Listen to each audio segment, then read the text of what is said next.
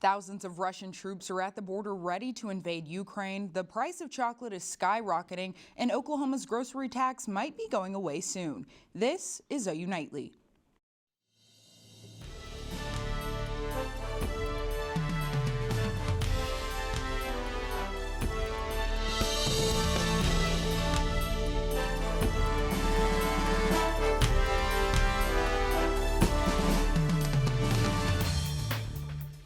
Thanks for joining us on OU Nightly. I'm Zaria Oates. And I'm Rivera. We begin tonight with the very latest from the border of Russia and Ukraine.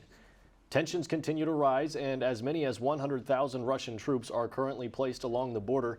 Many countries are calling for their citizens to leave Ukraine now, as officials warn a potential strike could be imminent. CNN's John Lawrence reports. President Joe Biden spoke with his Ukrainian counterpart Volodymyr Zelensky Sunday, promising to respond swiftly and decisively if Russia takes further action against Ukraine. An invasion could begin, a major military action could begin by Russia in Ukraine any day now. That includes this coming week before the end of the Olympics. The talk with Zelensky comes one day after Biden warned Russian President Vladimir Putin in a phone call with swift and severe costs if Ukraine is invaded. We are prepared with a package of potential economic consequences that will hit many of those oligarchs and make clear to Russia that there are real costs to pay for this. Although preparations are underway, including the U.S. providing Ukraine with 180 tons of ammunition, the White House and some top lawmakers are hoping for a peaceful resolution. The best thing that can happen is for us to pass a sanctions package, pre-invasion with a waiver, post-invasion sanctions that would destroy the ruble and cripple the Russian economy, so Putin could see it in writing. That might help him decide not to invade. Some analysts say Putin could punish himself if he goes ahead with military action. It might strengthen ties between Ukraine and the European Union. It also has created a stronger sense of Ukrainian national identity. And it's hard for me to see how that helps either Mr. Putin or Russia. I'm John Lawrence reporting. Ukrainian Foreign Minister Dmytro Kuleba has said that Russia has failed to respond to Ukraine's demands on detailed military activities. And as Russia prepares an attack, U.S. officials are told to leave Ukraine amid pending invasion. Stone Weber has that story and the rest of today's headlines from around the world. Zaria, the U.S. is closing its embassy in Ukraine due to rising tensions with Russia. Officials ordered U.S. employees in the country to leave, but a small group of diplomatic professionals are still in Kiev. Those officials still in the country will be moved to western Ukraine, away from where troops are amassing on the border. The U.S. has also issued a travel warning as officials fear an invasion could happen at any time. And coming out of Kentucky today, police have detained a suspect they say shot a man running for mayor. Louisville's city council president has labeled this an assassination attempt. Around 10 o'clock this morning, Craig Greenberg was sitting at his desk when police say a suspect walked in and fired multiple shots at him. Greenberg was not hit by any bullets and no one was injured. However, one bullet did hit his clothes. A motive has not been identified at this time, but police believe he was targeted in this attack. And the Lone Star State is suing Facebook's parent company Meta. The lawsuit exclaims that Facebook's photo tagging feature failed to get informed consent before gathering facial recognition data. It also says that since non-Facebook users' photos were also uploaded, this violated people's privacy under state laws. Facebook announced in November of 2021 they would discontinue the photo tagging tool due to a class action lawsuit in Illinois over the same issue. Since the allegation has billions of violations, this could lead to tens of billions of dollars in fines for Meta. And guys, if you're still looking for a last-minute Valentine's Day gift, you're in luck. The Idaho Potato Commission has released a limited edition French fry perfume. Zaria, Dylan, back to you. Thanks, Stone. As COVID numbers continue to decrease, the State Department reports 760 new cases today, with a little over 20,000 active cases in Oklahoma currently. About 14,000 Oklahomans have died since the beginning of the pandemic, and over 2 million people have been vaccinated across the state. And last Valentine's Day, I couldn't even back my car out because of all the snow on the ground. Well, Robby Frost joins us now with a comparison between today and last year's holiday. Robby? Yeah, Dylan, I'll tell you, it's just a beautiful day across Oklahoma today. And, see not a single cloud in sight across Oklahoma City. Temperatures around 70 degrees. And as you mentioned, last year we were at 13 degrees for the high today. but now around 70 degrees. Just a beautiful day ahead and the perfect night to go out. You know, if you're celebrating Valentine's Day, we're only going to get down to 53 around 9 p.m. So just a beautiful setup tonight. And coming up next, I'll talk to you about a weird week that we have ahead. Back to y'all. Thanks, Robby. The usuals on Valentine's Day are chocolates and flowers, but getting a custom floral arrangement may not be as easy as it once was. OU Nightly's Jessie Klinger joins us live with more. Jessie? Valentine's Day is one of the busiest days of the year for florists, and with supply shortages and delayed deliveries, it may be a bit difficult to get a custom bouquet for your special someone. A bouquet of roses is at the top of everyone's shopping list on Valentine's Day. But as the global supply chain crisis continues to create product shortages, there may not be enough roses to go around. When I look on Facebook to other florists across the nation, it has affected them a lot more. Not only flowers, but because of COVID, we can't get our supplies. The disruption of the supply chain has not only affected production, but transportation as well. There have not been as many flights because there have not been as many workers. So there's a lot of flower production in the farms in South America and in Europe and in other places where wholesalers source their flowers. However, there are not enough flights to get the flowers to the correct locations. As of now, white roses are the hardest to come by in Oklahoma, but florists are still able to provide a variety of flowers. And since we live in the big city, we have lots of choices. If you were in a small town in a remote part of the state or country, then I don't know their situation, but we have several to choose from.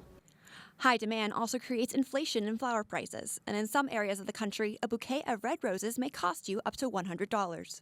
So when you head to the flower shop to get an arrangement for your special someone, be prepared for a larger price tag.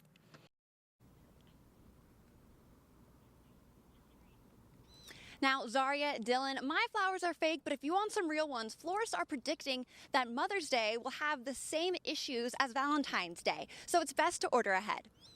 Back to you guys. Thanks, Jessie. Some state lawmakers say they may have a solution to rising inflation. How about getting rid of the taxes on groceries? Up next, how 3 separate bills could be paving the way.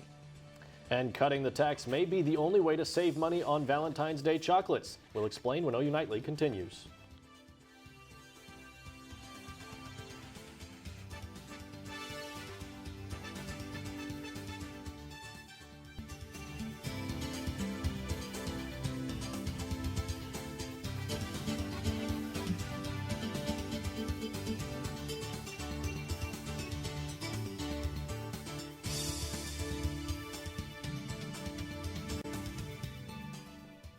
Love is in the air, and so is an increase of prices for Valentine's Day treats. OU Nightly's Morgan Owens has more on how a local business in Norman is adapting to the change.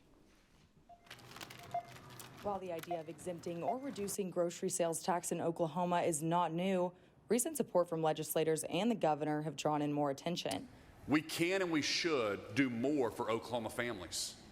That's why I'm proposing to eliminate. Sorry for the technical difficulties. The effort to eliminate the grocery sales tax in Oklahoma has grown one step closer to becoming a reality. Libbey Dean joins us with more from Capitol Report.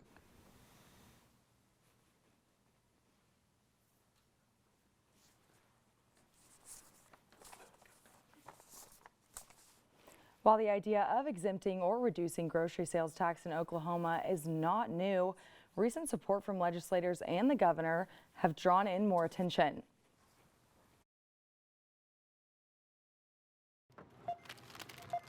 While the idea of exempting or reducing grocery sales tax in Oklahoma is not new, recent support from legislators and the governor have drawn in more attention.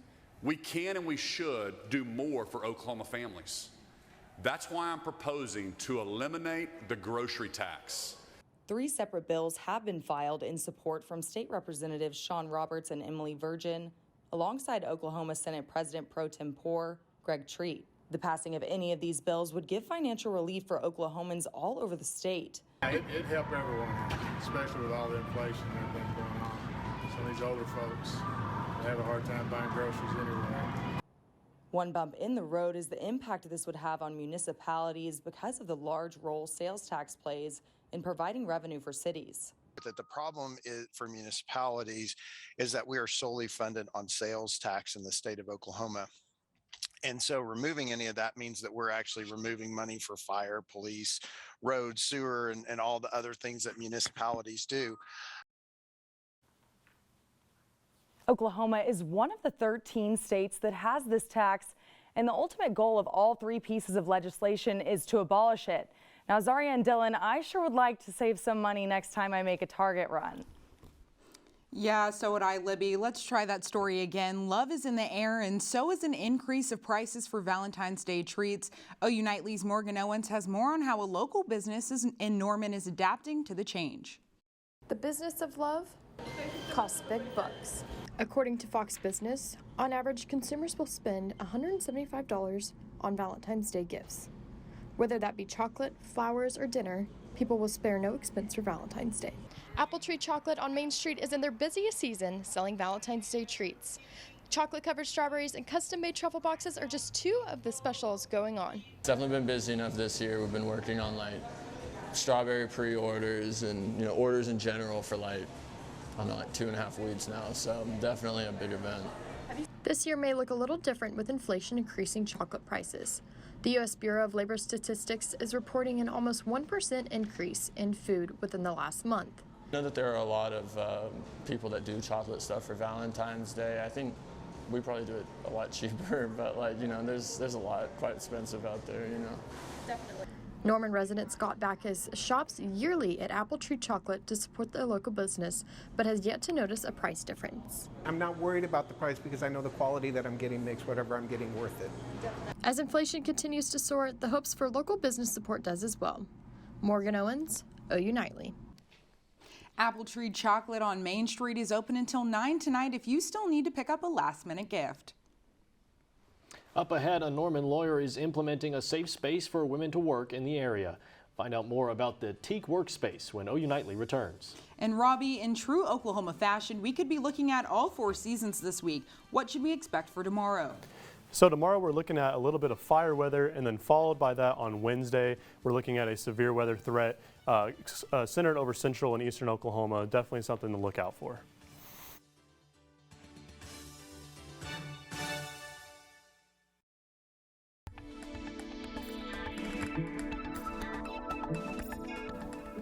Welcome back to OU Nightly. We've got some great weather across the metro today. It's really feeling like spring out there. 70 degrees in Oklahoma City, really just, upper 60s and 70s across most of the state. A little bit chillier up in northern Oklahoma. But coming up, we've got a little bit of a roller coaster, and this is just indicative of the weather to come. Tomorrow, we're looking at fire weather across western Oklahoma and the Oklahoma Panhandle, and this is going to be caused by some strong winds that we've got coming through the area. You see Tuesday morning already wind speeds in the 20s, and it just picks up with this strong southerly flow throughout the day. Mid-afternoon, it's going to be 30 mile per hour sustained winds, and it continues as we go into the overnight hours into Wednesday as well. And with this as well, we're going to be seeing 70 degrees across western Oklahoma and pretty similar temperatures across most of the state. But behind this, we're looking at some severe weather again. It's getting towards spring, and we've got a level 2 out of 5 slight risk across central and southeastern Oklahoma. And you can see really the entire I-44 corridor is included in this, including OKC and Tulsa, and as also includes southeastern Oklahoma. And with this, you can see that we're going to have a little bit of rain starting up Wednesday, but the main show starts right here Wednesday evening going into the overnight hours. We have storms firing up, and these will start moving across Oklahoma, start impacting the I-35 corridor around 8 p.m., and this will continue to move east into eastern Oklahoma. And the main threats with this is really just going to be hail and wind, very low tornado threat to come with this. And we actually have a little bit of snow chance coming behind this on Thursday. More details will come with that. And you can see that behind this whole system will start warming up, going into the weekend, getting back towards these 70-degree temperatures into next week. Thanks, Robby. A local lawyer is creating a safe space for women to come together and empower each other through their work. To avoid a competitive environment, Teak Workspace in Norman is built for women to work, study, or even take a virtual class. We want people to feel safe, right? We want women to feel safe. We want them to feel empowered, and we want to make sure that they're all respecting one another. The community-focused business is equipped with Wi-Fi, snacks, free printing, and meeting rooms. The Super Bowl also took place this weekend, guys, and it absolutely lived up to the hype. Tyler DeLuca will fill you in on everything from the big game next on OU Nightly.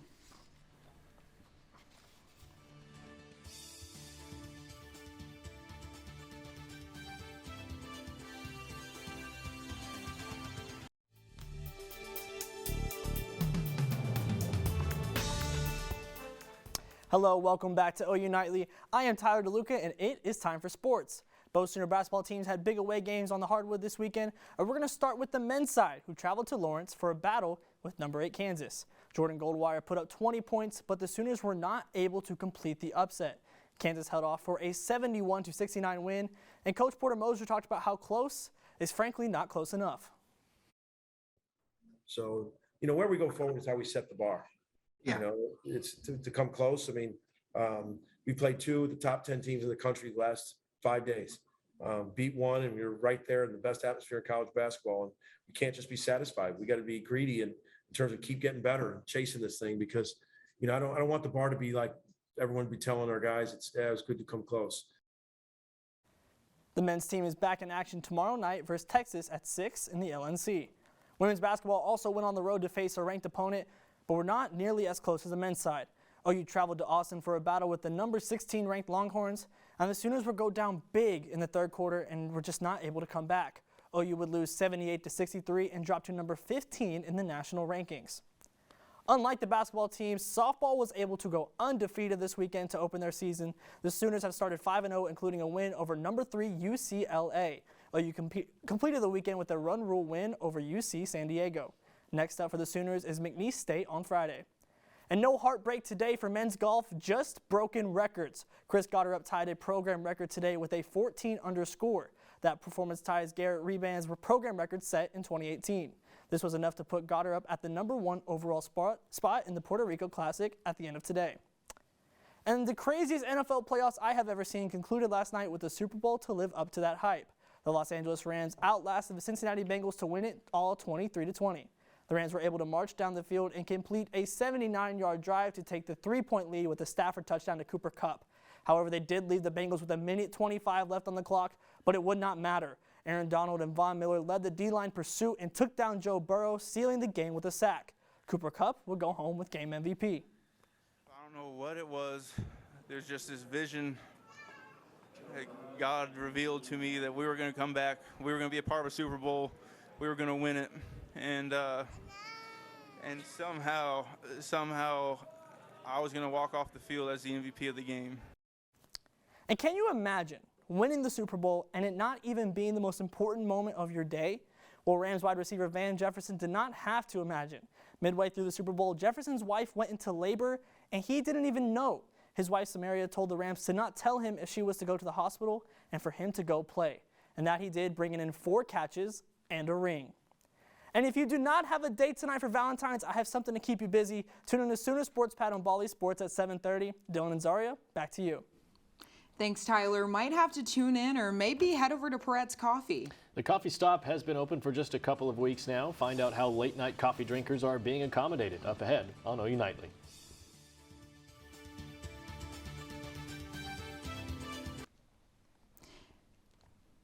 A new spot, Peretz Dessert and Coffee Bar's opening is bringing Oklahoma City its first nighttime cup of joe. Tucked away in the old Paramount building, Peretz Coffee Cafe provides a living room atmosphere for guests to enjoy quality time with friends or a quiet place to study.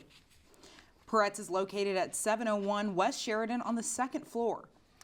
And Robby, nice weather today, but you were calling for a chance of snow later this week, right? Yeah, Dylan, and we got some severe weather coming through tomorrow, and we'll really just be looking at some hail and wind threats coming through. But behind this, we're looking at a slight chance of snow, kind of up in like northern Oklahoma. But with the severe weather, we've got some, really looking at, like I said, hail and wind. There is a small tornado threat. We'll have to update tomorrow to really get some more details on that. and there's also just a little bit of a flooding threat out in far eastern Oklahoma. But back to this 7-day forecast, we cool off a high of 36 on Thursday with that snow threat, but then we warm right back up to the 70s going into next week. And I don't know about you two, but I'm really looking forward to finally getting some rain and maybe some thunder in the next couple days. Thanks, Robby, and thank you for tuning in to OU Nightly. We're live every weekday from Gaylord Hall on the campus of the University of Oklahoma. We'll see you back here tomorrow night, live at 4:30. Good night.